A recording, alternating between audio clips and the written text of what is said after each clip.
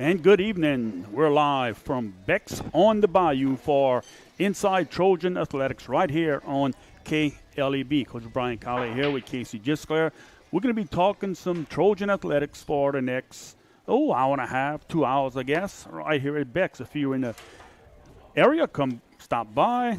Steak and Sports. It's steak night here at Beck's. Come by, get you a steak, and enjoy some Trojan athletics talk in the next couple hours. Well, Casey, last show here already. Yeah, man. For the fall season. Crazy. Time flies when you're having fun. The fall sports are wrapping up. We mentioned this on play-by-play today. I mean, we at some point are going to have to roll out our basketball coaches because basketball season's here. We got jamborees and everything of the sort. Why not tonight? We got Gage Griffin that's expected to be here tonight, and we're kind of in that little gray area where the fall sports are still kind of sort of hanging on. But we got the winter sports that are just starting to rev up right around the corner. Yeah, I'll give you a little rundown of the show tonight. We were scheduled to have Coach Brittany Wells, Central Lafourche head volleyball coach, in the house with us tonight. But they have a district volleyball meeting tonight where they wrap up everything and they can pick their all-district team. So she couldn't make it. 6:15, we're scheduled to have Emil Bourne from Bayou Blue football. And at 6:30, we're going to talk some Central Lafourche football. Pop Vidros will be here. And 6:45, Alan Wiltz from Raceland. And at 7 o'clock, the undefeated coach, Jacob Roby from Lockport Middle School, will be here. And we'll end the show talking some basketball, as Casey just mentioned. Gage Griffin for the boys, and the girls, we're going to have Darrell Jubert, new coach coming in at Central Lafourche High School. So go ahead and thank a few of our sponsors.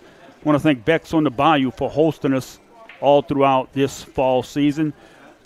State Representative District 55, Brian Fontenot, Como Plumbing, A1 Bail Bonds of Louisiana, Raceland Auto Center, Lafourche Parish Sheriff Craig Weber, Gidry's AC, the Terry L. Hunter III Foundation, Regional Homes of Raceland, and Lafourche Parish School Board Member District 7, Mr. Henry Lafont. Okay, so let's talk some Central Lafourche volleyball in this first segment here.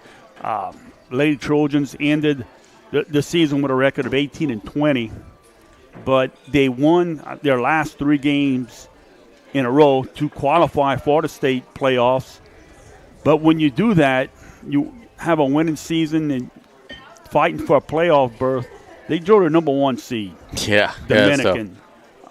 Lady Trojans went and lost in 3 sets to Dominican, 25-4, 25-11, and 25-12. That ended the Lady Trojan season, but in a tough district once again for the Lady Trojans. Yeah, I think if we had Coach Wells here today, I think that would be the thing that she would say is that disappointed that it ended in round 1, but super proud of the way her team played to get them in. Because, man, look, there was a period where in the middle of October, Central Lafourche was not in the top 32, and they had to fight, and they had to scratch, and they had to claw. And, boy, did they ever get some very big wins down the stretch. They beat a good Destrehan team on the road. That was a huge win for them. The final match of the season, they beat a very good Terrebonne team. That was a team that made the playoffs. They beat them in straight sets. So they did play some good volleyball down the stretch. They went 5-1 in their final 6 matches. They went 7-3 in their final 10 matches. So they certainly earned their way into the postseason. And I think that's what Coach Wells would say if she were here is that, hey, look, a little disappointed. Obviously, you want to make a run. You want to be in Lafayette, all this good stuff. But I'm sure she's going to say she was super proud of the fight that her team showed to earn that spot in the top 32. Yeah, and it was a season of runs. They went on a losing streak where they lost like 4 or 5 in a row. In the middle of the season, they won a few games in a row. Then at the end of the season, they finished off strong. But when you have that up and down season, you draw the number 1 seed, and that's what you want to stay away from. But they got in. That's what counts, and they went to Dominican and played tough, but came up short to end their season. And tonight they are a meeting where they're going to pick the all-district teams, and hopefully we can have a few Lady Trojans on that team. Now, I would say this. If you look at the other 1 versus 32 matchups in the playoffs across all the brackets, the matches were not very competitive. We're looking at like 25-2, 25-4. That was not the case with Central Lafourche Dominican. They scored in double digits in the second and third sets, 25-11, 25-12. So they fought. They did everything that they could. Now, they didn't come out on top. I don't know that anybody's going to beat Dominican at all. They're an elite team. But the Trojans did go out there and they fought, and they did the best that they could for sure. And it's crazy. We've seen some brackets where in the first round, 25-0. Yeah, oh yeah. I mean, you have to take the ball and serve it 25 straight times and 1 point. So, yeah, Lady Trojans competed and, ended our season on a good note with winning the last three, but then struggling in that playoff game. But bottom line is they got in. For sure. And look, from talking to Coach Wells throughout the course of the season, it was a little bit of a transition year. They had to replace some big hitters and some different pieces from last year's team. They were a little younger this year. So the fact that they were able to get into the postseason, I think, is going to be big for them. I think that they, laid a foundation, and I think next season is going to be a really good year for them as well. Yep. Let's go ahead and take a break. When we get back, we're going to have Emil Bourne from Bayou Blue here talking about their season of football. You're listening to Inside Trojan Athletics right here on KLEB.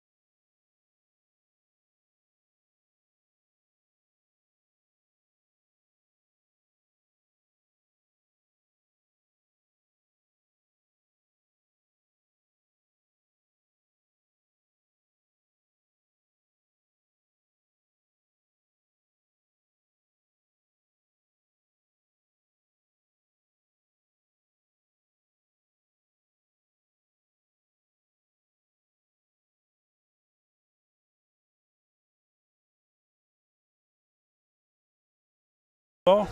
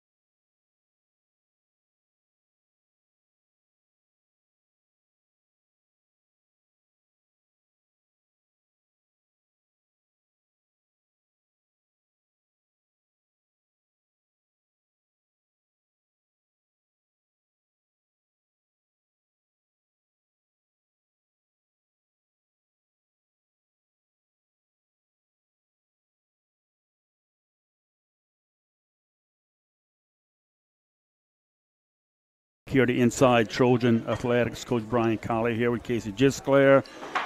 We want to thank again Bex for hosting us all season long here for Inside Trojan Athletics. Our first guest this evening, we're going to talk some middle school football. We're going to have Coach Emil Bourne from Bayou Blue Middle School. Coach, thanks for joining us. How are we doing this evening? Oh, good. Thank you for having me, as always. Yeah, Great. Coach, watching you guys play, one thing constant since even last year, you guys play so darn hard. Yep. Oh, they do. They looked organized and they play hard. And I know you lost a good bit of talent from the previous year, but you guys still played, and it's enjoyable to watch them play. This is they're resilient, and I know a lot of people, a lot of things in sports culture put a lot of on wins and losses, Yep. and they do. But this group kept coming to practice and kept working and kept trying to get better and stayed focused as much as they, as much as we've asked them to. And they really did. And we got better as the season went on. I think we could have been better consistently. I think there were some consistent things, but that comes with being young and not having experience in certain situations. And so, but that's one things I told them at the end of the season, at the end of the last game, is that y'all faced adversity really well. When people would have quit because of the outcomes, you didn't. Yep. You kept playing, and you kept working to get better, and that's all we can ask for. And another thing is that this team this year, like Bayou Blue, y'all were on the map. Coaches or teams couldn't come in, just Bayou Blue we're playing. Right. From the previous year. It's a program that's established, and they were getting teams best this year. Right. Oh, absolutely. Yeah. And teams they were going to game plan for us. Sure. They were going to know. They were going to know. And, and it's only going to help us going forward.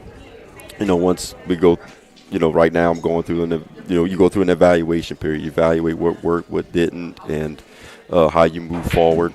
And so it's only going to help us. So a lot of our younger guys, because our younger guys got a lot of experience, 6th graders, 7th graders, a lot of experience. We actually played 9 games this year. We added 2, CCA and LaCache Montague. And those are what we call everybody games. And everybody plays. We might platoon, 2 platoon. We might, we actually do a 5th quarter in those games. And it's to get those younger guys, as much experience going forward. No, I think that's a great idea, because in basketball, we're seeing a lot of teams now playing JV games. I know Golden Meadow Middle School, sure. They have a JV game where right. they play. So they get these kids playing. How many 8th graders did you have on your roster? We had 20, but maybe a handful with experience. Like, we had a lot of new guys coming in. Yeah. They were athletic, but they never played. They were soccer players. They were basketball players. And so they were coming in, or they might not have played at this level before, right. Which is different. I mean, when you play at a youth level going into middle school, same thing, middle school going to high school, when you go up that level, there is a big gap that you have to learn. So, we had numbers there, but is that experience that they had didn't, they didn't have it, and we had to gain it. And those guys really, a lot of those guys took on some leadership. They weren't on the team last year, but those guys took some leadership roles and started to improve themselves and get everybody else better. Look, going into next season, how many starters are you going to be returning? And is it a situation where a couple years ago y'all started a process and started a journey and then got a real good 8th grade? Is it going to be kind of that same thing? Yes. So our quarterbacks are both 7th graders. Okay, there you right. go. Wow. Both our linebackers are 7th graders. Our defensive backfield is mostly 7th graders. We actually started some 6th graders in a 6th grader in the backfield. We had 6th graders on the defensive line. 7th graders on the offensive line. So it was a mixture of those of upper class, but also a good portion of it was the younger class, 6th and 7th graders, and it was done purposefully because we wanted to get that experience with them, while some of our 8th graders, and giving some of our 8th graders opportunities. We had some guys who just played baseball and played basketball. But let's give you some opportunities to learn, get better, because ultimately we want you to go to Central and play football. Yep. And these are athletes. They're athletic. It's just they got to get that experience under their belt. And when they go, and we hope that they go to Central and play, and they have that experience, and they can do some really good things. Now, at Central. What's next for your kids? I know playing different sports, but leading up, I know like high school, they look forward to spring, but middle school, there's none of that. So what is next for you guys as far as people who just play football? We normally start our football season like in May, so we'll start preparation then. We'll do a tryout, almost like a combine, to see where kids fit in positions. We'll do things that, like measurables, kind of like NFL type stuff, just things that we need to, measurables that we need to look at the end of the summer. Did we get faster? Did we get stronger? So we'll take that in May, and we'll do that. But a lot of our athletes, they're playing. They'll go out and they're playing soccer. They're playing baseball. They're playing basketball.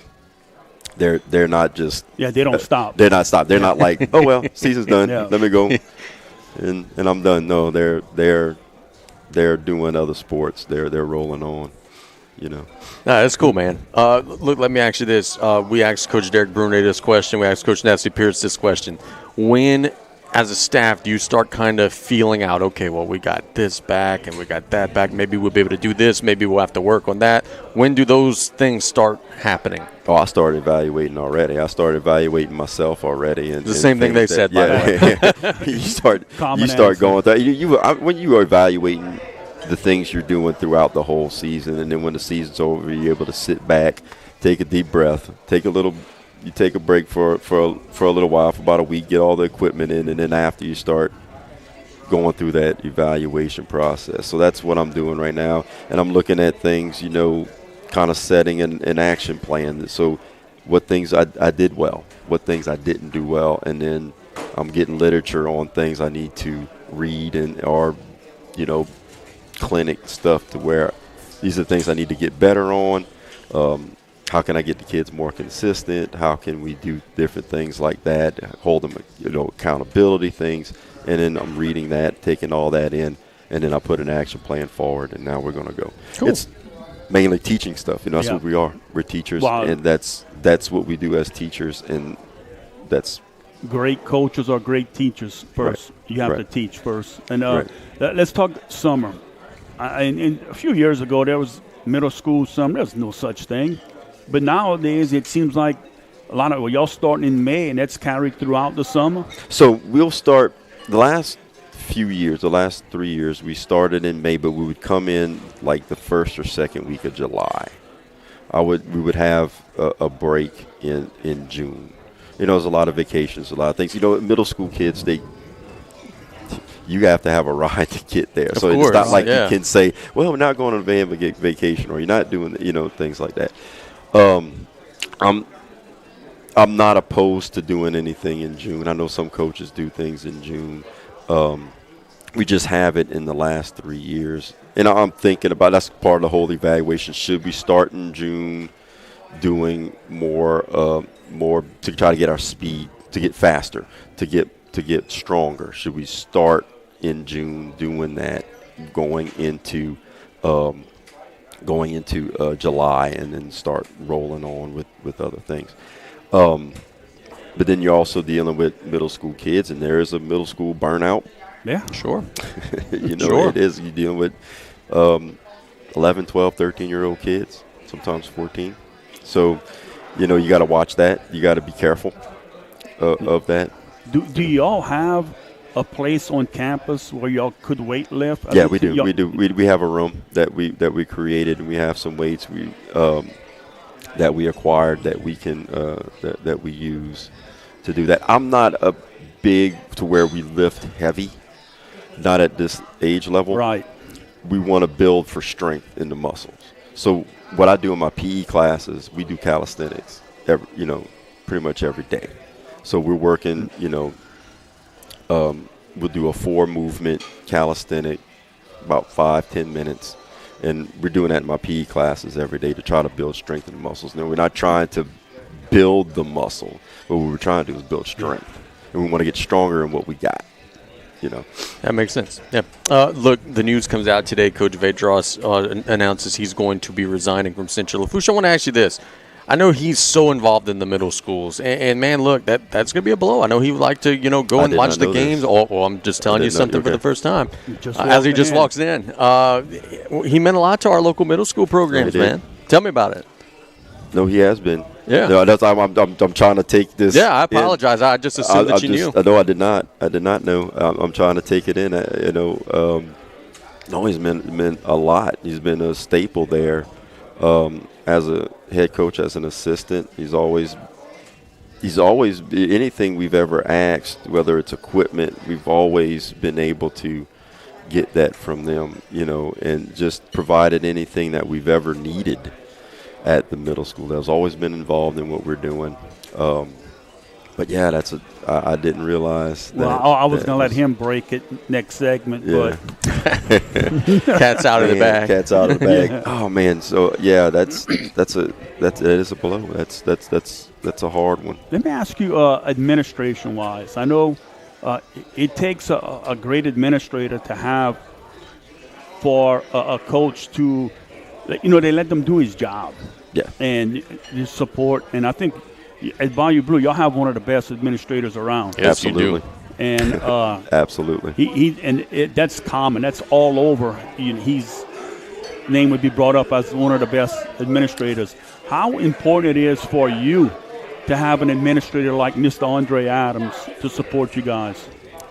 It is tremendous because it's not just the support of us and the coaching staff and what we do, but it's also the kids. It's also the students and being involved in them and what we are trying to accomplish there. And he understands we're working hard and we're doing the things that we need to do to not just in the football realm, but what can the sports teach these kids to do in the future, right? We're trying to grow the person and not just the football skill or the basketball skill or the volleyball skill, whatever. Same thing with our Harriet, our athletic director, is just amazing. I mean, she's helped anything we need, anything I need, any support we need, it's there. So I couldn't ask for a better situation to be in than to be at Bayou Blue. And you mentioned earlier about clinics, coaching clinics. Or will they allow you release time to go to some of these clinics? What I do is I do a lot of things that'll be online. Now, yeah. And it's easier. I could do that in the comfort of my own home, and I can, if there's something that I see in a certain area that I could just go, they got CoachTube, they got all different, There's so much out there. There's so much out there. You can even go on YouTube and you can find clinics that are there. Just finding on what specific topic that you're looking at. I'll read a lot. So I mean, I'll find books that I think are essential to what I want to accomplish, and I'll read that. I'm curious. I think you're a very, very good coach. What are some areas that you think you have to improve upon? I think for me is how can we be more consistent? So how can I teach that consistency, right? We brought some things in, and I felt that we weren't being consistent in what we're doing, especially when you have a team that doesn't have the elite athlete. You can win without the elite athlete, but you better be very, very consistent. Yep.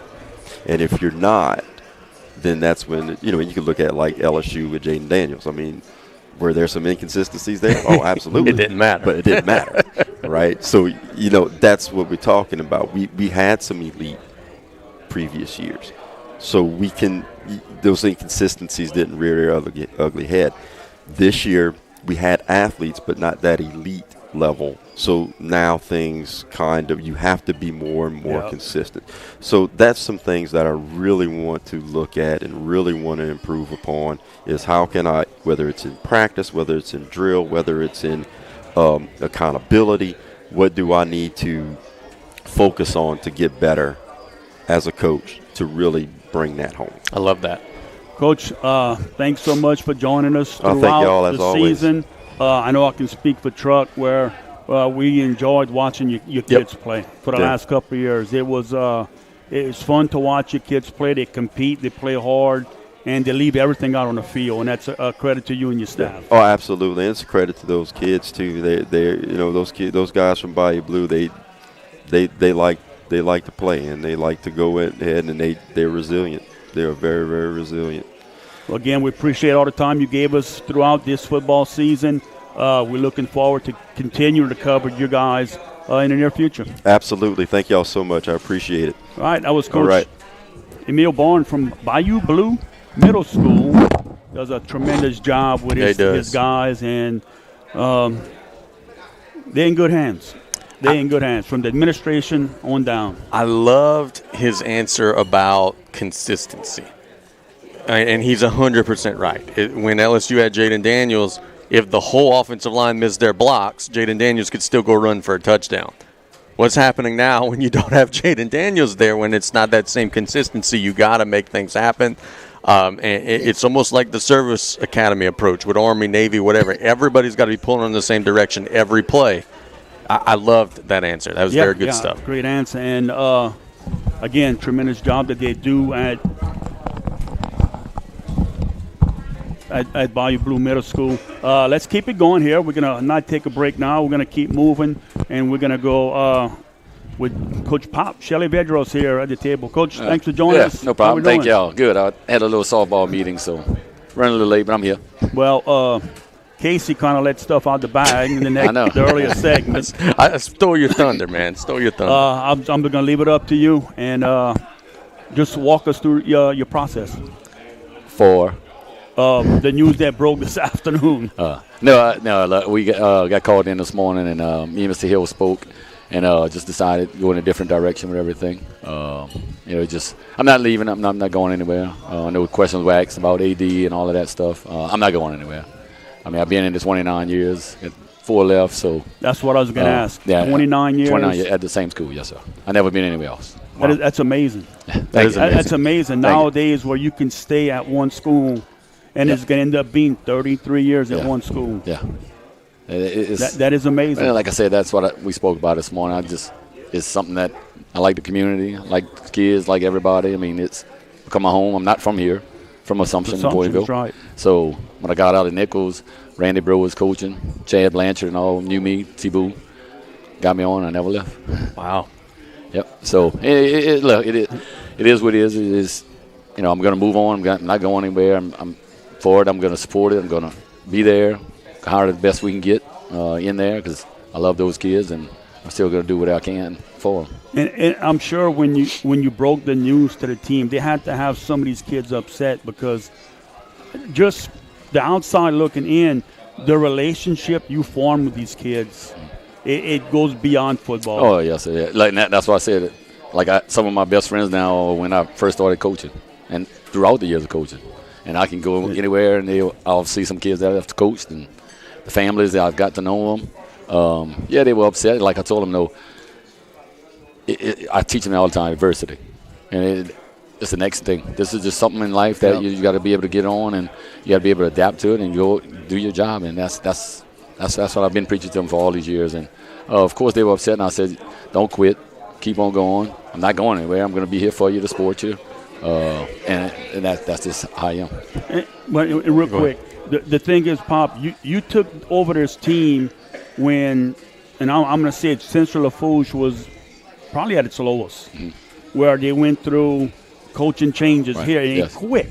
Yes, sir. And just from, you can tell you are a Central Lafourche Trojan because you stepped in and took over this team, and you're leaving it much better than when you first took over as head coach. Thank you. Appreciate that. Yeah, like when I think we had 47 kids. We're over 100 now.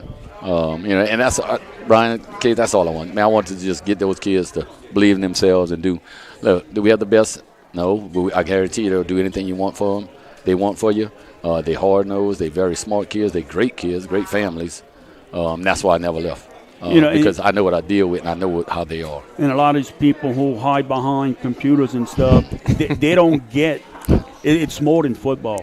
Oh, yes. And and when you're outside looking in, I mean, just a tremendous job you did over the last 4 years. Thank you. I appreciate that. it's something you just got to get used to. You know, you can't let that bother you because it's like you said, it's the world we live in. We have more supporters than non-supporters. We had coaches that were 9-0, and they wanted them fired. So, yeah. Well, and I think Mr. Arnold always called me, and that's who hired me as a football coach, and I thank them for the opportunity. I thank Mr. Hill. Look, there's no hard feelings between us. I know what I got to do now. I've got to go out and find a football coach that's will take on the program and bring it to where we want it. And I'm all for it. Like I told him, there's no hard feelings because we got to still work together. Yeah. As an AD, as a principal, and he's for it. Like, I don't want anybody to think there was any bad. There's no hard feelings. That's just the guy I am. Most people would be upset, bashing this and bashing that. I'm not. I'm okay with it. I know what I got to do now and just find a football coach now. So let me ask you this, my friend. If in the process of finding that football coach, the football coach says, "Hey, Coach Pop, would you like to coach some defense?" Is that on the table? Yeah, me and Mr. Hill spoke. You know, if that's what the new coach wants, yes. Like I said, I'm not leaving. Yeah. I'm still here. I'm still going to teach. You're still open to coaching football? Yes, sir. Yes, okay. Sir. Oh, yeah. No, because I know what kids we got. I know what we got. We have a great group of kids, a great group coming in. And I just want to be successful. That's the biggest thing. Yeah. I want it to be successful and up to what we know. And I think that would be a good move because I think the kids would want that, that you're still involved with the program. And that's what I told them today. Look, I'm not going. Look, if you need, my door's still open. I'm still going to be here. I'm still going to be able to talk to you, do what I can for you. You go out and get a job, use me as a reference. That's me. And I appreciate everything y'all doing for us. I know Case let it out the box before, but that's all right. I'll let him slide this time. I was just waiting. Waiting. Somebody called me, and I was like, well, man, I didn't say nothing yet. Well, I just got out my meeting, and it was like, well, no, it's on social media. I say, Holly Case. That's the tax you got to pay for Alabama beating LSU Saturday. Yeah, you're right. No, we can talk about that game now. It's 2 against 1. There you go. But, yeah, man, look, I thank everybody for everything they've done, supported me and everything like that with the football program. And, look, we just going to move forward and go on with it. And because, like I said, I want it to be successful. Yeah, and again, I don't want this to come out, I'm kissing your butt right here, you know what I mean? But I think the Central Lafourche community owes you a tremendous amount because, again, you took this program over when it was at its lowest and when people didn't want. Right. Yeah, it was tough for you to find a head coach. Yes, it was. And you stepped in and – from where you took it when you found it to left off, I just think tremendous job. I appreciate it a lot. And I know I need to stop saying that, but it's true. I thank you. Look, like you said, people have their opinions, but I know what I did. I know, and that's, I guess, the biggest thing. I know. Piggybacking off of what Brian was saying, I know the last couple coaching searches were kind of difficult. But I think now, because of the way you guys have built things up, I think now because people see, hey, Raceland and Lockport, we're having great seasons.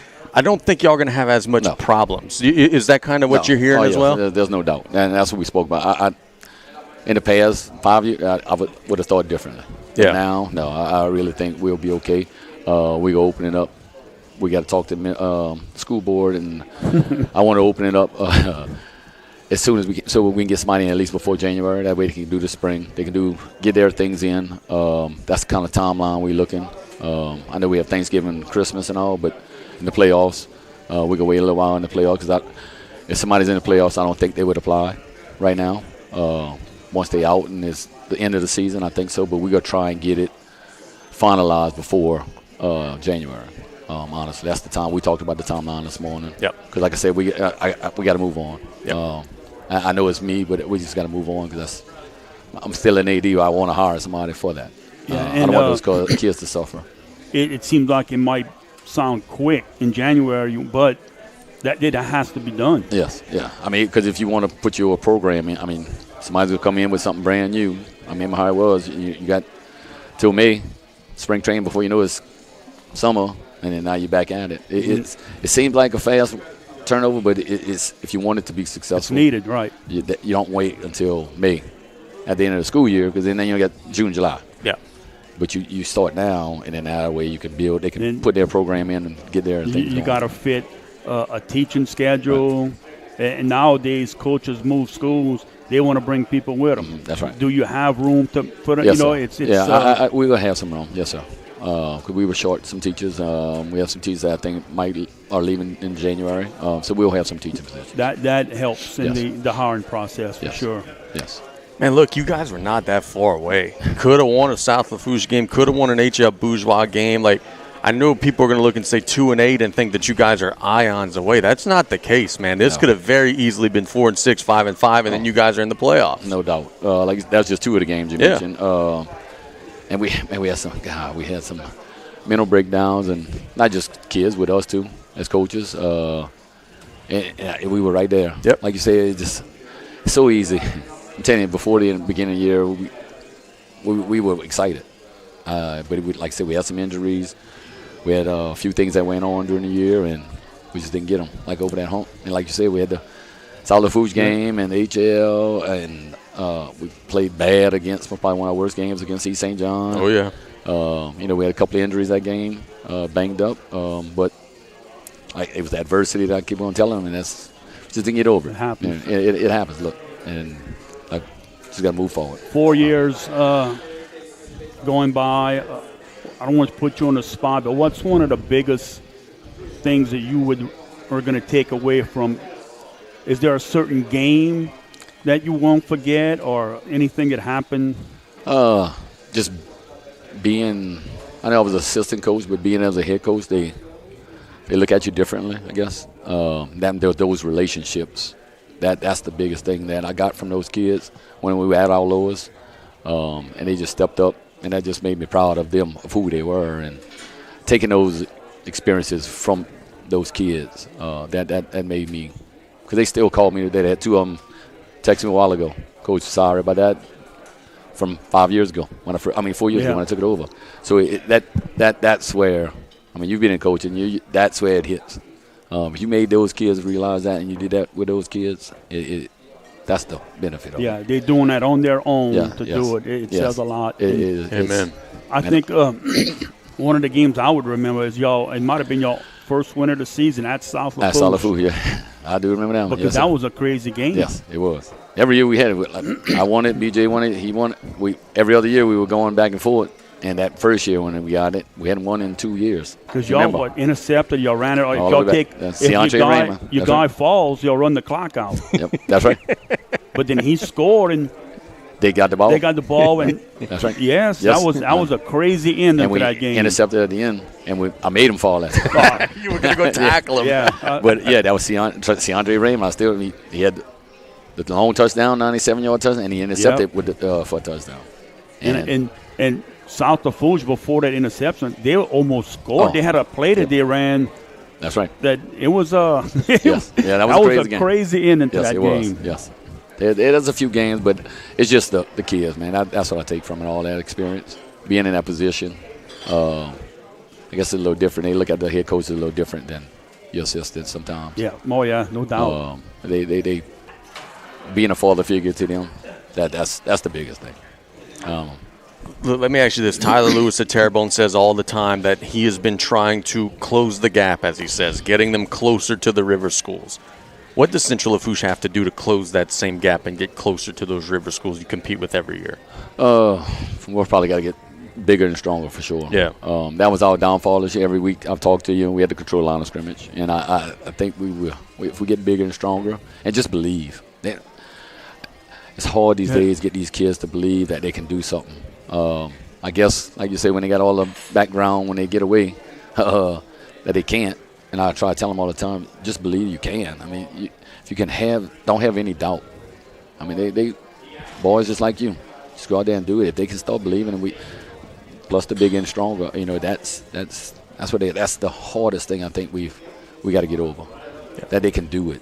And I don't want to say they're scared to fail, but they're a little itchy sometimes. And I'm like, man, it's okay to fail. Just do it better the next play. That's part of the process. That's just what you got to do. It's adversity again, like I tell them all the time. It's not going to go right all the time. Is some of it just like they're just trying not to lose instead of just going win the doggone game? Well, and it's not that. They just, I guess because they've been hearing it for so long. Yeah, sure. It gets sunk in their head, and it's the brain's a powerful thing. Amen. If you got any doubt, it's hard. And we try getting them to believe in it. They were getting it. They're getting there. I'm telling you, they are the best kids that around. I still fight for my kids. I still fight for that school because I really believe we have one of the best around from anything, any sport, as an AD to football to everything. We just we the band. I mean, our band 2 times state, and we have everything that we have at that school is a positive. Yep. Well, Pop, we thoroughly enjoyed having you this year for Inside Trojan Athletics and covering your team for the past 4 years. And I know you're going to still do great things where you're at in the next 4 years. Thank you. And retirement's pretty nice. I'm sure you are. I'm sure you know. Pretty nice. Well, I appreciate it again. Everything y'all did and still doing. I mean, there's not too many people out there doing them more. I mean, y'all the very few. Thank you. And I appreciate it. Everything y'all do. That's it. Right. I appreciate it. That was Coach Pop Vedros, Central Lafourche High School, the AD. He's going to do and continue doing a great job in his role. And let's go ahead and take a break. Let's take a 3-minute break. And when we get back, we're going to regroup and we're going to talk some middle school football with Racing Middle School right after this. You're listening to Inside Trojan Athletics right here on KLEB.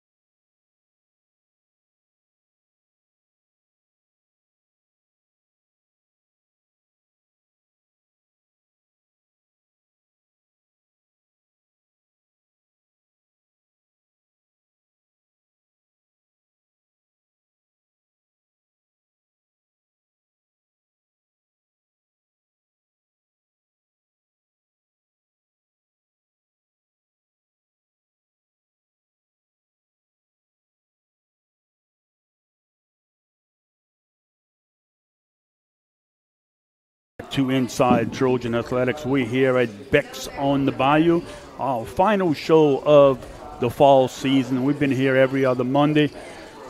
Since early September. Yep. Been doing these shows, and want to thank all our coaches again for giving up some of their time to come out here to Beck's and talk some Trojan Athletics.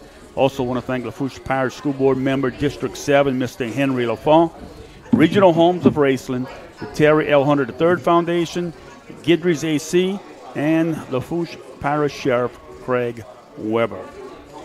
Okay, so we Pop went through the process with us and gave us the news that he is no longer going to be the head football coach at Central Lafourche High School.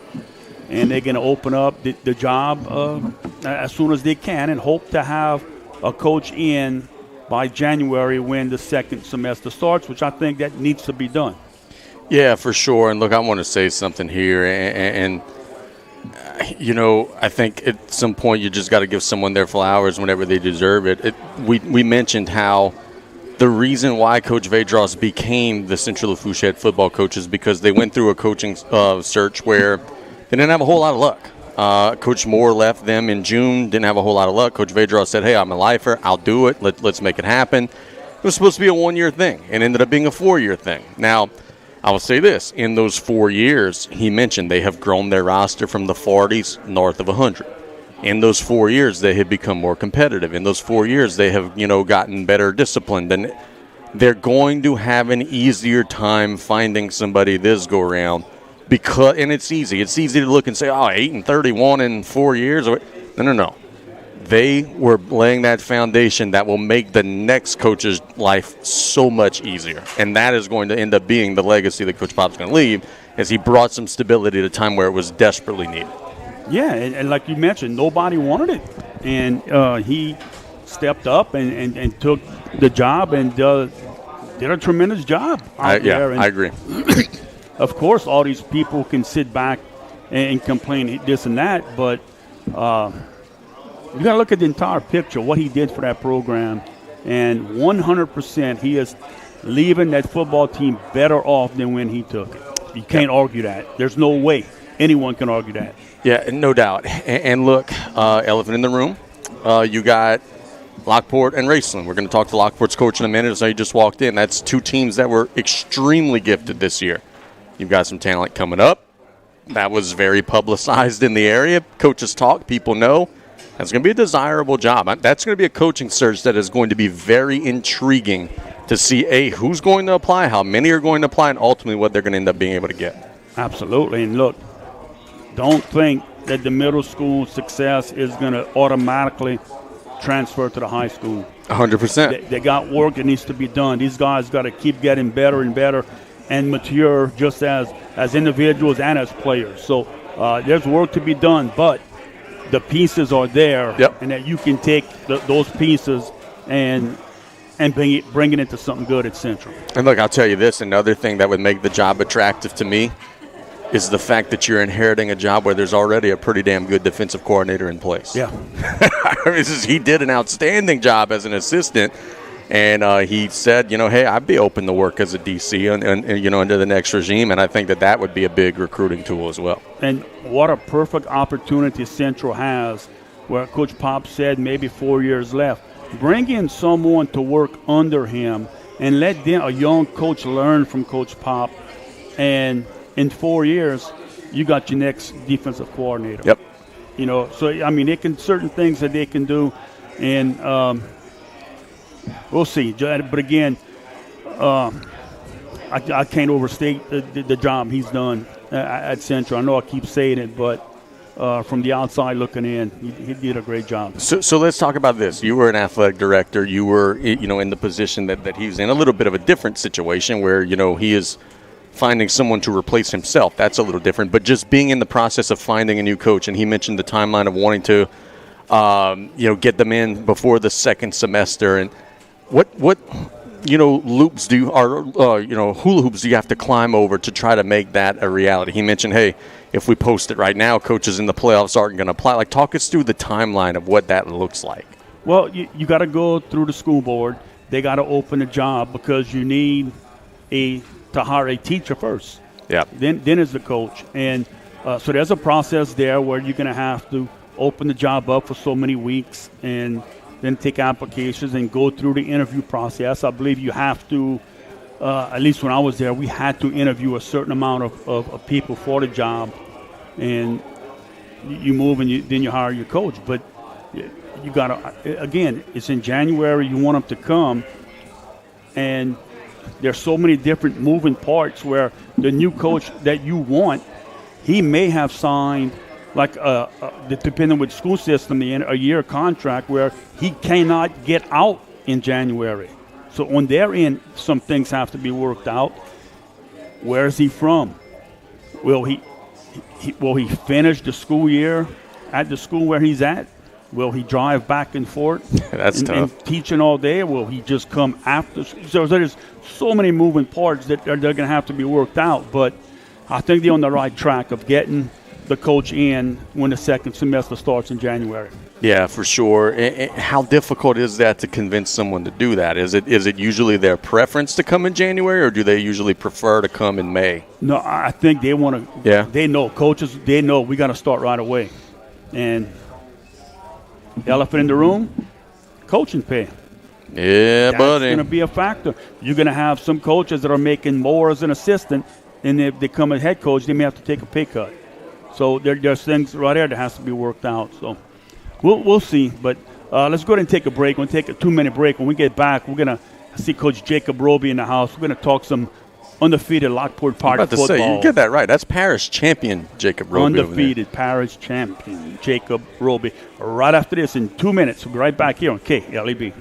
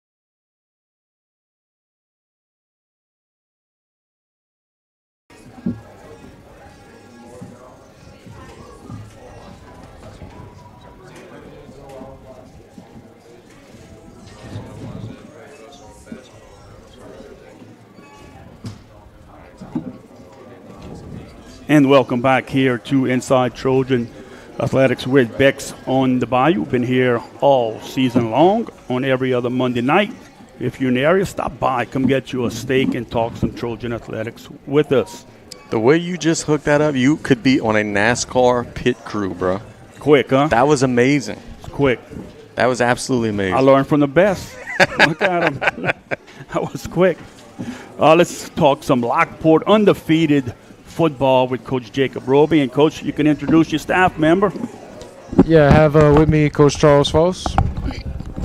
What was his position coaching on the team? Coach, he was offensive coordinator and also special teams. Awesome.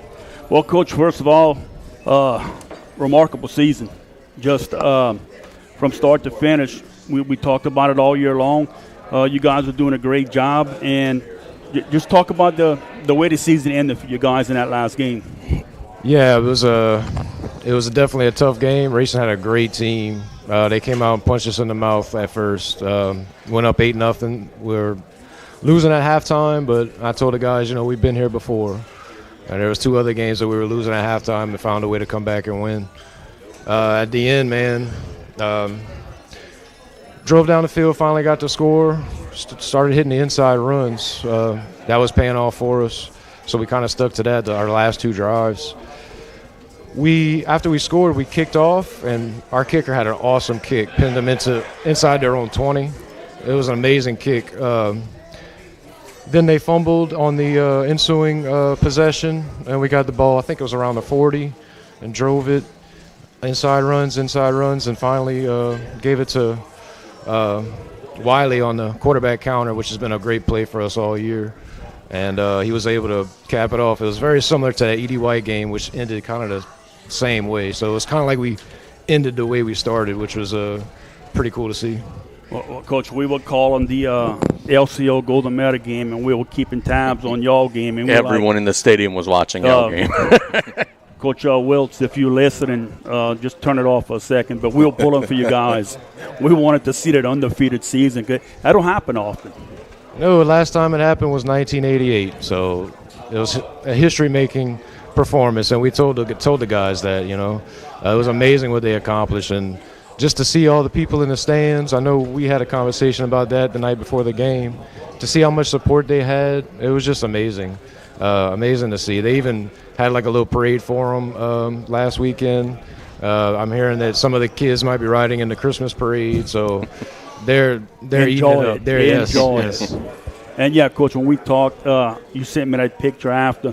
What's going through your mind just looking at that crowd for that game? Just speechless, man. Just trying to take it all in, man. It was an amazing feeling. Coach, will bring you into this. Give us your thoughts on the way the season ended. Yeah, I mean, it just was unbelievable, and I think it really goes back, to early June when we started. Coach Roby put together. I was part of the coaching group, but Coach Ryan Knockan, Coach Jacob Bro, Coach Cohen Champagne. I mean, really, we got together with Coach Roby. A lot of us know each other from ball playing at Central in the late 90s. And he just really kind of laid out that expectation and set that tone, what this season, what he was looking for. And we just started working. We just started gelling together. And when we came out with those guys, even in the conditioning in the early, that was a big piece for us. Hey, look, this is the tone we want to set. This is the standard that we're looking for. And, let's go out and put in some hard work. And it really paid off. And the big buy-in that really helped us out was, very early on once the team was decided and we put things together, we had that parent and that player meeting, and we pretty much laid out what was our standard, what was our expectations, and we had a lot of buy-in from the parents, which was great, which helped kind of establish that culture, and we just took off from there, man. Winning that first game was great. It really set the tone for us against E.D. White, and which played a very strong team going into Thibodeau. We told the group, we're going to have to play not only E.D. White, we got to play their fans, we got to play the town of Thibodeau. We just got to do, our job. And it wasn't the best game as far as from our standpoint, but we learned a lot of opportunities, and we carried that all the way through the final game. Yeah, and look, one thing when I was at South, where the coaches' parent meeting, it's amazing how if you have a parent meeting day one and put your expectations out. This is what we're doing, and how far that goes in a season. Absolutely. I mean, Coach Roby could talk more about it, but we stacked hands on it as a coaching group, and those parents were, we was pretty straightforward on what was our standard, what was our expectation. I think you mentioned about in a previous interview, they're student athletes. So, we held them accountable inside the classroom as well as on the field. And we talked about what it looks like to be, not only a good student athlete, but a great student athlete. So, and I think that's where it really started for us. And again, something else, we told the young men, you hang around with successful people, you're going to be successful. And Coach Roby put something good together, and hopefully we could continue it. Let me ask you this, Coach, and I've asked Coach Roby this a couple times during the course of the season. To be able to call plays for a quarterback as gifted as yours was, that had to be a luxury. Because, look, man, physically, obviously, he's not a man yet. He's still a kid. But mentally, he's got it. Anything y'all call, he'd be able to execute it. What luxury was that for you as an offensive coordinator to call plays for that young man? Well, I'll tell you what, Coach Roby and I, we just we fed off each other, and an extremely smart coach right here. And, again, coming back from where we go, I call it a little bit of old school coaching with those fundamentals. And Wiley's one of those young men that he really has, some of those fundamentals, those old school fundamentals. And sum it up, he's a coachable player. And when you have a young man like that, I mean, to me, it's just unlimited. So extremely blessed to be a part of that and have, Noah, leading those efforts. Extremely great leader, extremely coachable. And, man, he just did some wonderful things for the team. And that experience was a big factor as well. He's been starting for us since he was in 6th grade. Yep. And so just to have that experience, he was like a coach on the field. He really was. He would a lot of times he came to the sideline and tell me, hey, this is what I'm seeing. This would be a good play call next. And a lot of times I would listen to him. And he was just had a great year. I'm really excited to see what he'll do. I'll give you a great example if you don't mind me jumping in on there. Talk about some selfless players we had, especially on the 8th grade side. In that Raceland game, we was huddled up towards the end when that counter was called, and we looked at basically two players where we had a couple of plays dialed up. At least we was talking about going for, and Noah called it. He said basically, I want the ball. Out of those plays, and it worked out, and he did that all season for us. So, I mean, it was just wonderful, man. It was exciting. I asked them when they came to the sideline, I said, we can go with the sweep, with the buck sweep, or we can do the quarterback counter the other way. And he looked at me and said, let's do the counter. He wanted the ball. And it's no matter what level you're on, when a player tells you, I want the ball, give them the ball. I mean, it's just something they have extra. And what a great call it was to win you the parish championship, undefeated again. It don't happen often. It's been almost 40 years, so. Yeah, and one of the great things that, Coach Paul Petrie from the 1988 team reached out to us several weeks before and said, listen, pulling for you guys, hopefully it continues, and gave us some blessings and gave us some, some feedback and some insight. And then before the final game, he came out to the end zone and talked to those young men, and that meant a lot. When I went to Lockport Junior High, you went as a freshman, and Coach Petrie was actually still there, but he was retiring that year, so didn't have the opportunity to play for him, but had him as a teacher, and man, that meant a lot to us. And the guys just really, accepted it, and they just loved that talk he had with them. Paul Petrie, you're going way back. That was one of the things that was really cool to see when we did the parade through Lockport, was all the older folks out, cheering us on. It really meant a lot to them. It's been a while, since they've seen a winner in the Lockport area. So just to be able to provide that for them was really cool. Look, shifting gears just a little bit, we had Coach Vedras on. He obviously announced his resignation today, but y'all all played at Central Lafourche, and even he said, hey, look, I'm not going to be the head football coach anymore, but it's a very exciting time. Talent coming in, the program's in a good foundation. It's an exciting time. Talk about that. Y'all are Trojans. It is an exciting time. It should be a bright couple of years. New coach coming in. There's some excitement. There's a little buzz there. Yeah, there's definitely a buzz. You can kind of feel it in the air. People are excited about the future, and that's a great thing. We both played under Coach Vedras, so are kind of sad to see him go, but also excited for the future. And whatever may happen, I think he's got some great – whoever's in there is going to have some great players to work with. I tell you what, going back to that crowd, I mean, you've seen it. Just that atmosphere, that community came together. And, I mean, just like anywhere's on the bye, you enjoy success and enjoy winning, but that community came together, and they were just feeding off of it. And, I truly hope for these young men, in the next couple of seasons and years that, the community could stay together. We get the right leadership in there and continue that culture and just, reestablish some success, get back competitive. Yeah, and look, honestly, next year and the years after, should be no problem filling that stadium up.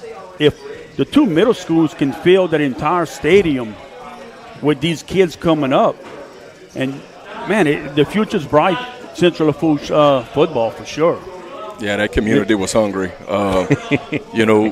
They just, like he said, it was just a buzz, and I think it was so great to even finish the Lockport Bridge repairs ahead of time because that's how great, the buzz was in Lockport. And we made a joke about that, comes from Darby, by the way. But but no, I mean, it was great. It was, but again, yeah, that community, they're hungry, and they deserve it. I mean, I remember going to Central games, Central plays South. I mean, you lined up on the tracks. I mean, it's just unbelievable, and hopefully we can get back to reestablishing that culture and get competitive because I know we look forward to it, and I can tell you the community does as well. I do have to ask, you guys had an injury in the championship game with Dex. Is he doing okay after the concussion? Yeah, Dex is he's back at school. He did have to miss a day of school with a concussion, but he's back. He's practicing for basketball. Good. So, Amen. Yeah, very strong young man. Right Amen. now. Where y'all go from here? How many 8th graders you had on the roster, and when what's the next step for y'all football program? So we had 21 8th graders. We had every starter was an 8th grader except for 2 guys. Definitely really excited about those 2 guys, though. Nakai Muse and Jaden Allen. I think they're going to be primed for big years next year. But, yeah, we're going to need a lot of players to step up. We're going to be kind of young next year, but I'm excited for it. Yeah, and that was a good thing. I think 4 games out of this season, our underclassmen were able to get some time on that field and get a little bit of action just to, get that feel. Makes a difference. It does. So that was exciting. Absolutely. What's next, the program y'all take off? When do you start working on next year? I know you probably did already as coaches, but involving the players. Yeah, right now kind of in the brainstorm session, trying to figure out, where do we go from here because each group's different.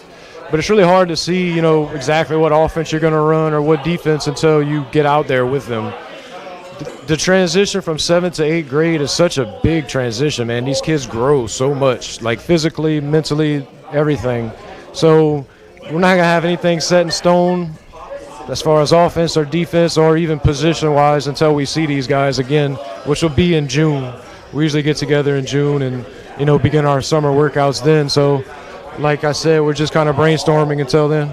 And it's crazy how middle school football is developing because just a few short years ago, you wouldn't get kids in June and now, you'd get them the first day of school maybe or a week or so before school. But now you're getting it into June, and it's a big step for the program. It is. It is. I remember as a player, we never did any kind of summer program. There was nothing like that. We started the first day of school and carried on from there. So, yeah, it's there's been a lot of changes since we've been in the schools. Well, you guys have I'm just, from being out there, capturing those games, talking about, the games, the upcoming games throughout the season, it means a lot to those guys. And I think it really pushes those guys because they enjoy that. They enjoy, hearing their numbers. So really appreciate you guys. And, we watch we watch many games from y'all. So it means a lot to those young men. Let me ask you this. Obviously, you said just a handful of the starters were not 8th graders. So that means a lot of your guys in the trenches were 8th graders. You were a lineman. You always told us, hey, that's my specialty. I want to coach them linemen. How important is it going to be for those younger 6th and 7th graders who are going to be starters next year to, get themselves ready physically for the grind? Yeah, it's going to be huge, man. I truly believe that's where that's where it starts. If you could block, you can play football. Yeah. So we were blessed with that group we had. We had an amazing offensive line this year. Those guys were all starters last year, with the exception of one. And that one saw a lot of time.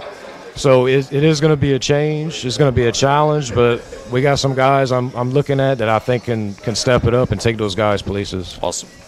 Well, Coach, enjoy this time because now you got all the schools coming after you.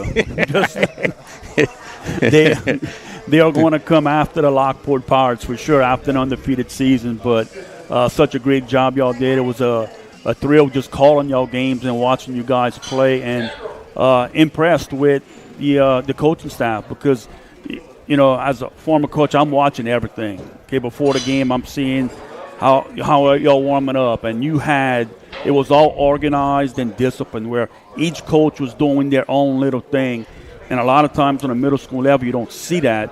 And I think that had a big impact on how you guys finished the season. That's a credit to you guys and that coaching staff. Yeah, again, going back to Coach Roby, I mean, he kind of laid out those expectations from day one when he met with the coaches. And, very structured. Myself, Coach Jacob Bro, Coach Ryan comes, you know, he's a young man that just got out, but, I mean, very structured and consistent in the way we wanted to do things, the way we wanted to warm up. I mean, I remember us getting in the end zone, and we told them this is how we're going to break the end zone. We're going to break the paper, and this is what it's going to look like. And that's the kind of standard. Makes a difference. And we wanted to basically build, you know, and set that tone. And I think overall it really paid. It cashed in. It was a really good investment, and it cashed in for us. So now, are you in the school system also? I'm not. I work in the oil and gas industry. So, but again, I received a call back in March and April from Coach Robe, and the first thing I thought, well, I guess my son's in trouble at school. And then he, you know, and we knew each other not only from ball. We had two older sisters that played back in the late '80s, early '90s, Biddy basketball, AAU, Lockport Central, and he says, "Hey, you remember me, Jacob?" I said, "Yeah, what's going on, man?" So we started talking about football, and you know, it went forward from there. So my morning started at 3:30 a.m. With middle school. Went to work, got off, went to practice, and had some late nights. But it was worth every second of it. Absolutely. When I saw them guys, the tears, the smiles, the hugs, it was worth every second. Amen. You know, and the thing is, they can go back now and just watch all their games, or and just hear people comment about them. Yep. That's a big deal for them. That was one of my requests. I had the 21 8th graders, if I'm able to Please just list do. them out. Please do. And I mean, these guys right here, let me tell you, 21 and they're athletic. They all contributed on you know, some phase of the ball, some of them 2 or 3 phases of the ball game. And I mean, you got guys that could run, you got guys that could catch, you got guys that could tackle. And let me just add too, they're all like extremely smart. All of these guys that have like 4.0, 3.5, it's a very good group, not just athletically but academically as well. Yeah, I was saying earlier, out of the 21, there was 9 that was nominated for Student of the Year. Wow, that's amazing. And man. one of them on the team actually was crowned that. But we got number 2, Tucker Bro. He's an 8th grader. Of course, 3, Noah Wiley. 6, Pierce Boldwine. He was one of the kickers. We was blessed with 2 really good kickers. Number 8, Dexter Abear. Number 10, Colton False. Number 11, Jackson Arnold. Number 12, Javari Poindexter. Yeah. Number 13, Kason Heath. Number 15, Reed Zarang. He was our linebacker. He was our guy right there, that Hulk that would get in there. And I told him one time on the sideline, I said, "I don't think they see you, man. You're wrapped up in their feet." But great young man. We had number 16, Braxton Guidry. Number 18, Liam Barker. He was the one that put that kick on the sideline in that last game. 22, Alik Coy. Y'all mentioned his name a lot. Yes, indeed. The way he developed, man, he that's one that we're talking about. You grow so much. He developed so awesomely since his 7th grade year. It was amazing to see. One of my favorite things that Alik did real quick was from day one in summer when we was running, Alik would basically go back and help the 7th graders and the 6th graders to complete their runs. That's the kind of when he demonstrated that leadership. He's a quiet young man, but when he demonstrated that, I was excited. He's a guy that will be first every time we run sprints or whatever. You know, he prides himself on being first, so he pushes himself at practice. When I hear the name Coy, right away, 2 carries, 101 yards. Amazing. That's it. I'll finish it. We got 27, Mr. Drake Knight. We got 30, Holden Bazaar. We have 35, Jaden Guidry. 38, Malachi Neville. He played on both sides of the ball. 59, Easton Guidry, one of our linemen. I mean, just unbelievable. and that guy pulls, you better get out the way. Amazing guard. We got 66, Vincent Lesko. Amazing center. Yes, and we got 78, Oliver Dufresne. Great tackle. And 90, Jay Sean Bolden. That's the other great tackle. Yeah. Two bookends. I think maybe you mentioned one time, or one of you guys, like, man, that's a man on that field right there. Big boy. Yes, but I appreciate. Thanks. Did we say Brody Carmodale? Yeah, we got Brody Carmodale on there. Okay, I didn't hear his name. I skipped over it right there. That's the other guard. Because we jumped on Vince. So Brody Carmodale, another great lineman. Well, congratulations again, undefeated season, parish champs. Got y'all work cut out now. People are coming after you guys, but that's a good place to be. Yes. That's where you want to be. And thank you all for giving up your time throughout the year to come out here to Bex and talk some Pirate football. Hey, man, thank y'all for doing this. It's great to see y'all in this area, talking about our guys. So appreciate you guys. Yeah, we're trying to make our way up the bayou here, trying to get as much as we can. Really appreciate it, and those young men do appreciate it as well, so thank you. Right, appreciate y'all time. Mr. Jason, let's go ahead and take a 2-minute break. When we get back, Gage Griffin is in the house talking some Trojan basketball right here on KLEB.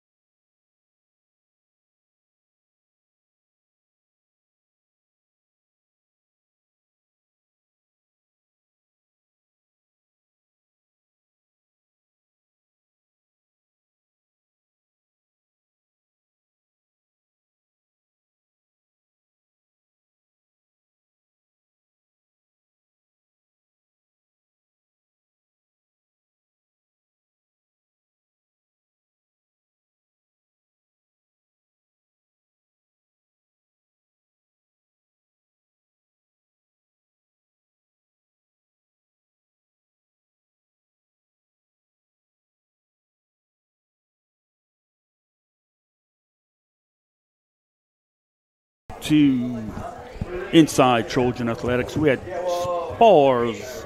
Oh, excuse me. Not spars. So we're not at spars today, brother. We had Bex. Yep. We're here for another segment or two. We're going to go ahead and talk some Trojan basketball with Coach Gage Griffin. Coach, thanks so much for joining us. How we doing this evening, buddy? Of course, doing really good. We got some great news. Our court got resurfaced this past week. That's cool. Yeah, excited. We should be able to get back on that tomorrow. Can't wait to get in there. Now, I have to ask you this. I know in the past the gym floors were always done over the summer. Oh, yeah. Well, how was that changed to do it now, which I think it's the right thing to do because you want your court all shiny and all during basketball season, and you do it in the summer. By the time it gets to basketball, it's all dull, half dull. Yeah. So I think it's good doing it now. How did that decision come across? Look, it's definitely a great thing, but look, it's the first time in 8 years. So it's about time that it's happened, and I'm very glad that we got it done. Definitely credit for Zach Hill, Shirley Vaderos for getting it done. It's been a long process, but I'm glad because, man, we need it. And that was in the past. It was done every summer. Then they cut it to every other summer. Every other, and then in 8 years. Wow. Once COVID hit, I think that was the year we were meant to get it. And then they didn't. They didn't have the funding the next year, and Wow. it was a domino effect. But I'm just glad it's there now. Yeah, it's a good look, and Yes. yeah, it helps. Looks wonderful. Almost cried this morning. Look, it's game week for you guys, It is. right? Jamboree. Talk us about that jamboree. What time y'all play? Who y'all play? Where at? Yeah, so we play at Thibodeau High School against St. Lafourche at 6 o'clock. I know St. Lafourche probably won't have their football guys. I believe they made the postseason. We should have a good bit of our football guys. I know last year I kind of gave them off. I think most of them are ready to play. I don't know if we'll see everyone. I know Jeremy's might be a little bit banged up from Friday night. May have some others that may sit or not play as much as usual, but they'll be coming very soon, and we're getting them into practice. Did a little bit today to get them in the swing of it. Tomorrow's going to be a really hard day, and then wrap it up Wednesday to be ready Thursday. And how hard is that where for the jamboree you're going to have your football guys, they want to play, and you's like, well, no, how hard is that to just not play them? Because I know they're going to be gnawing at you for playing time. Oh, they are. And look, it's pick and choose, because right now I know last year I played the just basketball guys. This year I want these football guys to get in the swing because I finally had a slow start last year, and I can't have that again. I need to get them rolling quick, because if I know this is going to be some of the guys that are going to be starting, I need to see how quick they can get into shape. Because by the time we hit Berwick the Friday before Thanksgiving break, I need to make sure we get that win the first home game. Because if we could play really good that first home game, that could translate into the tournament instead of the tournament being our first game this year. You're going to understand this. I know when I was a coach, I always went into the jamboree where I'm playing people here, certain people here, and at halftime I'd go in, to hell with it. That ain't happening. Yeah, look, it's sometimes you got to play it by ear. So how hard is that? You want to win the games, and you also still want to develop your guys. You do, and the jamboree's a little different. Jamboree's a scrimmage. It don't really count other than momentum. It counts as try to get some momentum for you guys to start rolling, just to say that you had that first victory very quick. But, of course, we're looking to win, but we need development as well. It's going to be hard to see if we're missing layups and things, see a little out of shape. But, like I said, some of them basketball-only guys may get a little more time if the football guys aren't quite ready. Let me ask you this, okay? So you guys got out of football mostly healthy. Yeah. The Ellison kid, what's the update there? I know his injury was a little more severe. I don't know. Yeah. I don't know for sure. I hear different things each week. He wants to play. He's hoping he's going to be able to at some point this season.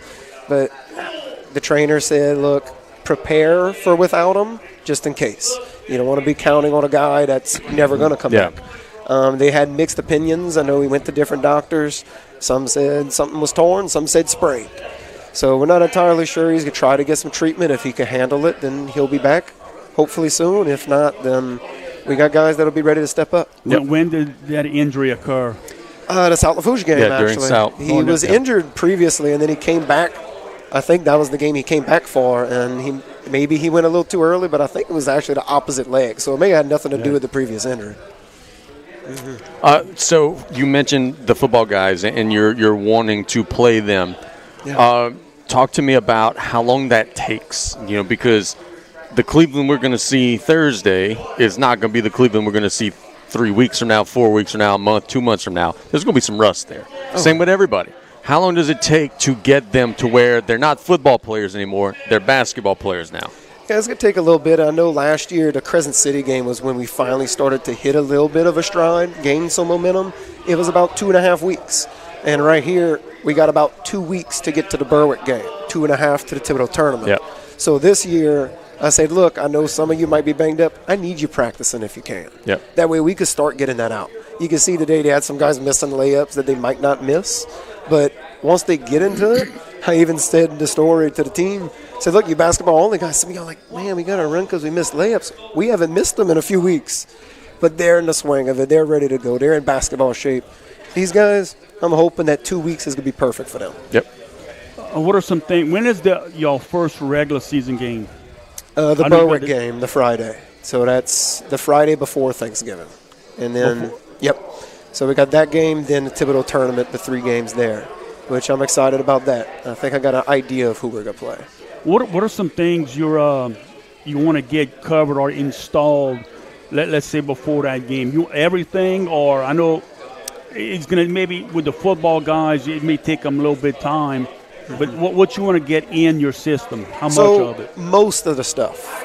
Most of it. And the great thing now, being here for a while, a lot of the kids, even today, I didn't have to go over much with the football guys. The stuff that we've done throughout the summer in the last 2 years, they know it now. It's like clockwork for them, which is awesome.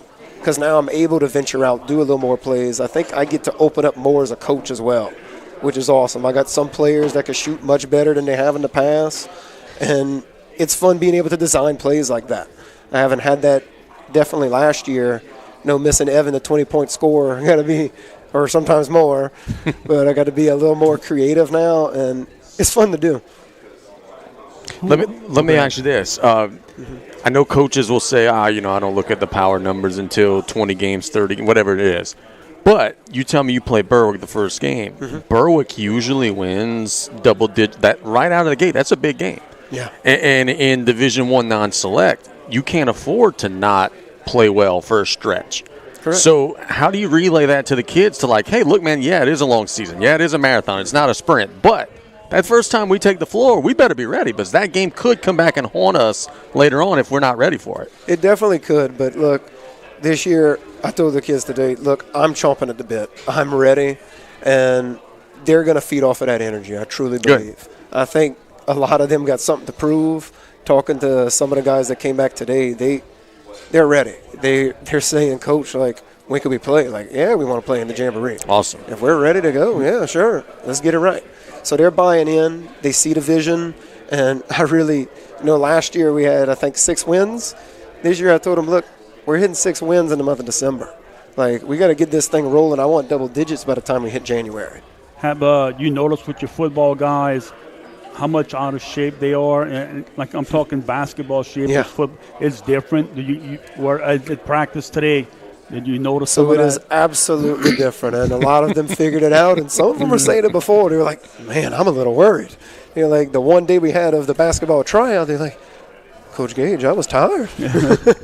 So it's great to see that they understand it as well. They know they have to run. So when I do some of the extra things for them, it's not like, oh, Coach is doing this to us because he hates us. No, it's, okay, look, we got to get ready. And especially the football group, most of them are seniors, especially 3 of them. So they want to win right now. It's not, oh, I got next year. Jeremy, this is the first time I saw him realize that. He came in the day and talking to him last week, he said, Coach, when I get in there, I'm going to be healthy. Like, nothing's going to stop me from playing. And he's ready. And Thursday, he might not be playing. Not a game that's going to count towards the record, but he'll be ready by next Friday. For sure. Look, you guys were so close in so many games last year. Countless. I was about to say, it's amazing Still you don't have any gray hair. They're somewhere. You just got to dig a little. So situationally, is there a point of emphasis in practice this year? Like, hey, we're down 3, there's 2 minutes left. Like, do you rep that stuff a little more to try to be more prepared for it? So it's awesome that you say that because I had 2 practices that did exactly that last week where we worked just situations. I had my freshman crew because I didn't have all my varsity JV guys. The freshman crew was in there. They were running some stuff, certain types of defenses that we might see towards the end of a game where, oh, maybe we're up a few points. You got to spread out. Teams may trap you. What you're going to do. And then, okay, vice versa. Now you go start trapping the other team, trap the freshman, see if you could come back from down 8 with 3 minutes left. Yep. So we worked on many situations like that, including certain plays to hit. And like I said, I can do a few more plays this year because of the personnel that I have. I think the more shooters is going to help us out. And like I may not have a set starting 5. This year I might have a starting 5 this night, then the next night it switches. And then the same thing the next night. But trying to have a nice mixture, and I'm starting to think of having like a super 6th man, which I haven't done in the last 2 years. And there's a college coach, I think maybe the old Vanderbilt coach, had a clinic on like close games. Yeah. That he stressed, and I have to find that for you because it's some very good things he went over about how in a close game they're not losing a close game. And he gave a talk on it, and it's good. A lot of certain things that they do, and I'm going to have to try and look that up for you. Yeah, no, that'd be pretty great. good. But this year, definitely, we got some people that I think are going to develop the closing mentality. And I think we may not have a direct point guard, but we got many different guys that can operate as that lead guy to take control. I'm not sure if we asked you this last time, but how many seniors? 5 seniors. 5 seniors. 5 seniors. And you got about 25 or so? Or about 25, a little bit less. Yeah. We got about, I think, 23, and then 13 on the freshman team. Coach, talk to me about this. You mentioned, not necessarily a true point guard. I saw you guys play a very little bit over the summer, not a whole lot. But the one thing that I noticed was positionless. A lot of guys that could play every position, switching and everything. A lot of guys that could do a lot of stuff. They could be big or they could be small. That's the way the sport's going, and you guys have that versatility. Can you talk about that? Yeah, no, it definitely is. And it's very dangerous for us because if we could switch anything 1 through 5, like teams won't know what to do sometimes. But even in certain situations, we do have 2 smaller guys that might be coming off the bench. Like, they'll be able to go over screens more, be able to use their quickness. So it's going to be a nice adjustment, but we have to, as a team, know our personnel as well, know what to call out in certain situations. Certain pick and rolls. Oh, what do we do with this guy? Oh, this guy's in. Now I better back up instead of going over. So it's going to be nice to work with, and I'm doing a much better job this year, I think, of fine-tuning those certain strategies.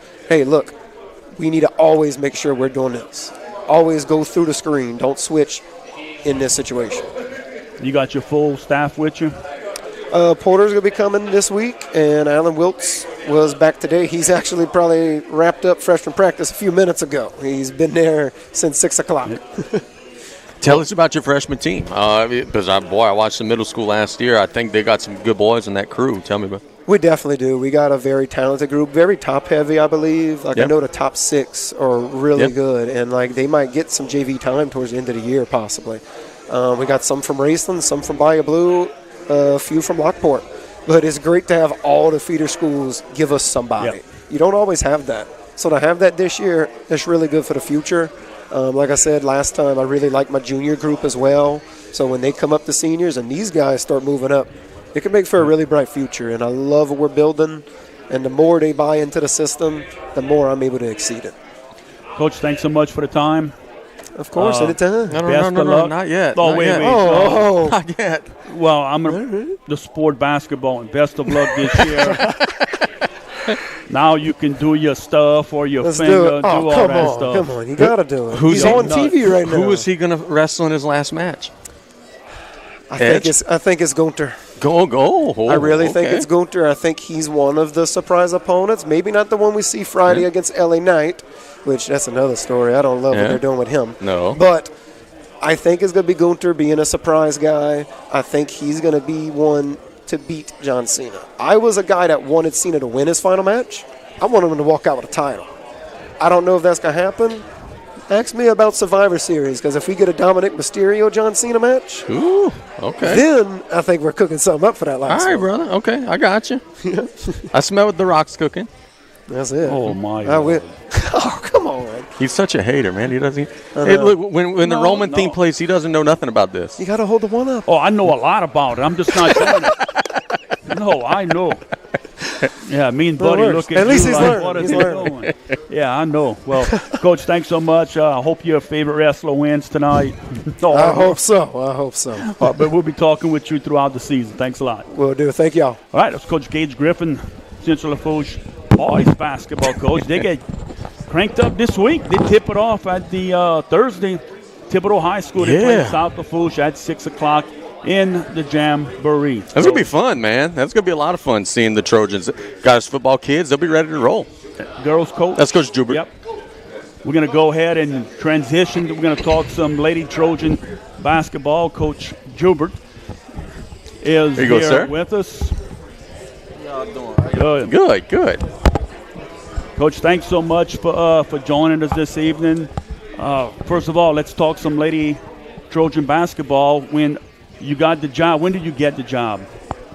Around late July, around that time. I started on August 1st, so it's been a bit of a smooth transition for me. The kids, I definitely have a great group, a very young group, and I'm excited about the job. So there's no summer. you got it too late, right? No summer ball. Didn't have any summer, but I did watch a lot of film. I did meet a lot of people that was well acquainted with the program and the school and the area. So gaining some knowledge from those people, gaining relationships, building relationships, that kind of helped me move on and have a smoother transition to where when I did start to work with the kids, I already pretty much knew what to expect and knew what to, work with them on. Well, talk to us what you like about your team right now this part of the season. They're very disciplined. They're very coachable. They all have a great attitude, and they're willing to learn. And those are some key factors that will help us build, moving forward. Look, let me ask you this, man. When you first took the job, you came on the radio show, and we talked about how at Central Lafourche, right now the young people are conditioned to play soccer. You have an AAU background. You're involved in the youth. How important is it that you reverse some of that momentum and get more of those players playing younger so that those 8, 9, 10-year-old kids right now are someday going to be feeding your program? It's very important. It's very important because especially at the junior high level, the middle school level, those are the I would say the elements where needs to be built through fundamentals. That's that age that's very fundamental for growth, and they can help those kids transition into high school a little bit easier if they were to work on their game starting early versus late. And also it can help build more interest, build more popularity within the community, so that way kids are drawn more to basketball. Coach, some people are tuning in right now and listening to us or watching us on YouTube. Go over some of your background that you have. Introduce yourself to Trojan Nation. Yes, sir. So I'm from Opelousas, Louisiana. I played basketball pretty much my whole life since I was 5 years old. Went to Northwest High School, played there in Opelousas, and I transitioned over to McNeese State University. For college, I played there for 3 years, and then I went to graduate school at Louisiana State in Shreveport, to LSUS, and I played there for a year while I continued to finish out with graduate school. And after that, I played a little bit of pro ball, played semi-pro. And then in 2019, that's when COVID first hit.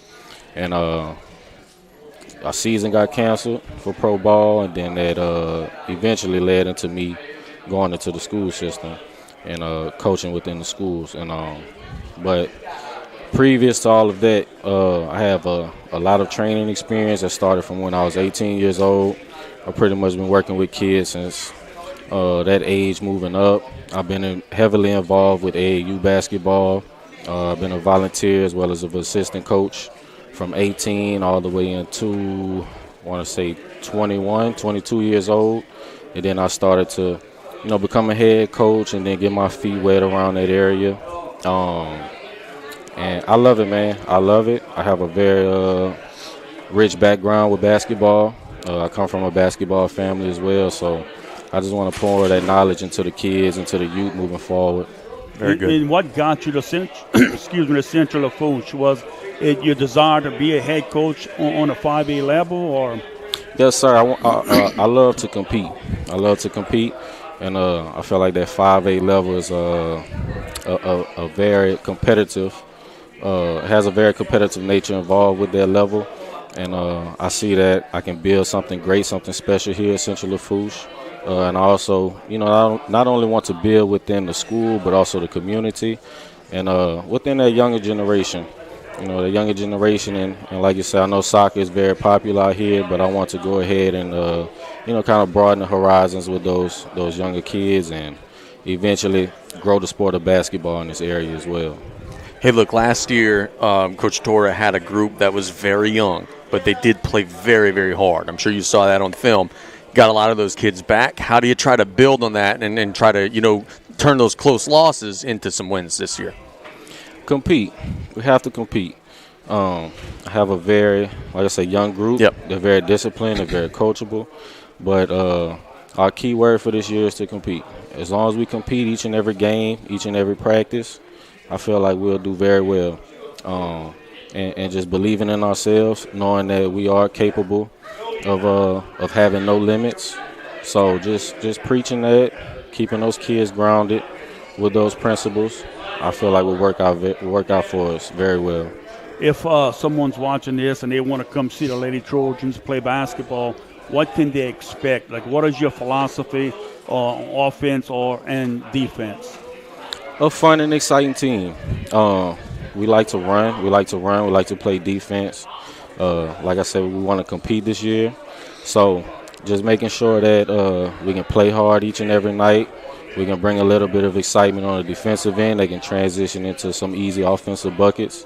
I feel like that'll bring a lot of attention and a lot of exposure to us moving forward. So going out there, we just want to show everyone that we can compete. We're going to have fun doing it. We're going to be coachable. We're going to be disciplined. And it's going to be exciting. It's going to be an exciting year. Where does the journey begin? Like, was Jamboree or when you guys get rolling? Jamboree is on November 12th, which is this Wednesday. It will be at Thibodeau High School. We play Assumption High at 5:30 p.m. and we play E.D. White at 6 o'clock p.m. So we're looking forward to using Wednesday as a stepping stool in order to move forward and continue to build together. Good. Regular season, y'all open. How many tournaments you guys are playing in? So we have 2 tournaments as of now. We will be competing in Northwest High. Is a Christmas tournament they hold every year. And we're also looking to compete at Acadiana High School's tournament. So Acadiana High School will be there from December 19th to the 20th. And Northwest High tournament will be there from December 26th to December 29th. So we're looking forward to traveling and showing what we're capable of on the road. Good. As far as the schedule goes, was most of the schedule made for you, or you had to develop your own schedule? I had to develop a lot of games. I maybe had 5 or 6 games that was already scheduled, but for the most part, I had to do a lot of scheduling. And like when you're making this schedule out, do you look in, does PowerPoint come into play where, okay, if we can play with this school, you kind of project they may win so many games and you want to play those teams, then you'd rather not play a team that's going to win 1 or 2 games, right? Right. Well, we're looking to compete very early within the season just to test ourselves and see what we're made of. I want to check those kids' grit, check their heart, and make sure that we are who we think we are. All right. Like I said, we want to go out and compete every night, and that will playing a lot of competition, high competition within the early start of the season. That will help us move forward and eventually be battle tested and make a push for the playoffs. How many volleyball players did you have? So, like, what I'm asking, like, how many kids did you recently add to your roster when the volleyball season ended? I have a lot of new kids this year. I have a lot of new kids. I want to say I have 4. Yes, I have 4 volleyball players. I also have a few kids in the 10th grade that actually didn't play in the previous year before, and now they want to try out the sport. And so, I have a very young group. I have a very group that's willing to learn. That's good. And it should be exciting. Yeah, that's good. It should be exciting. How many seniors? I have 2 seniors. 2? Yeah. That is a young team. Yeah, it's very young. That's a good way to start, where you coming in, putting your mark on a program to kind of start from, I don't want to say the bottom, but starting where you only have 2 seniors and you're going to develop the kids the way that you want them to develop over the next few years. Yes, sir. That's another thing that drew me towards the program and the job here, is knowing that I'll have a very young group that I can actually build with throughout the years and build a strong foundation with those kids. So that way we can, keep changing the culture a little bit. How has that transition been? I mean, obviously, anytime a new coach comes in, there's going to be it's going to be a little different for the kids. How has it been so far for them? Well, like every start, especially with a young group, you're going to have some bumps along the way. But for the most part, it's been more positive than I can say negative. Good. So just making sure that I can push, a culture of family, toughness, competition, hard work, and knowing that those kids are buying in is making everything very, very special for me, and it's very exciting for me. I'm having a whole lot of fun.